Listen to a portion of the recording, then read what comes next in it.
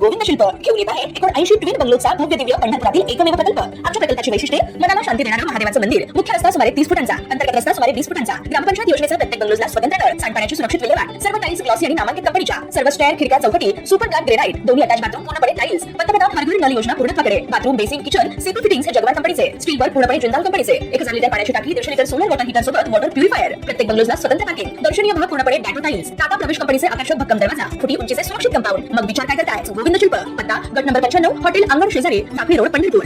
विटावा शिवारात 18 मे रोजी घडलेल्या भयंकर घटनेमुळे छत्रपती संभाजीनगर हादरलं होतं। वाळूंज पोलिसांनी या प्रकरणात तपासाची चक्रे फिरवली आणि 10 दिवसातच खुनाचा छडा लावला।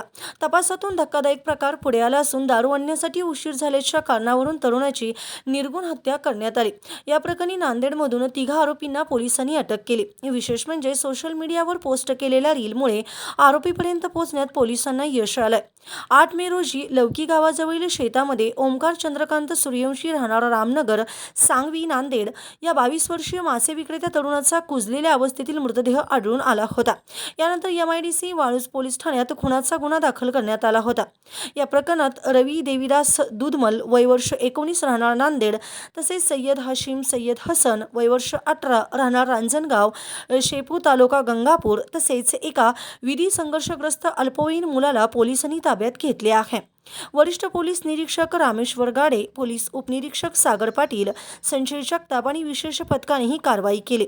तपासादरम्यान पोलिसांनी परिसरातील CCTV फुटेज तपासून संशयितांची दुचाकी शोधून काढली। त्यानंतर संबंधित शोरूममधील मागील 4 वर्षाचा डेटा तपासण्यात आला। याचवेळी आरोपींनी गुन्ह्यानंतर सोशल मीडियावर टपका रे टपका गाण्यावर तयार केलेले रील सायबर पोलिसांच्या निदर्शनास आले। रीलमधील चेहरे आणि तपासातील माहिती यांची सांगड घातल्यानंतर आरोपी नांदेडमधील असल्याचे स्पष्ट झाले। ताज्या घडामोडी पाहण्यासाठी आमच्या YouTube चॅनलवरील PVR म्हणजेच पंढरी वार्ता या न्यूजला सबस्क्राइब करा आणि शेजारील बेल आयकॉनवर क्लिक करा।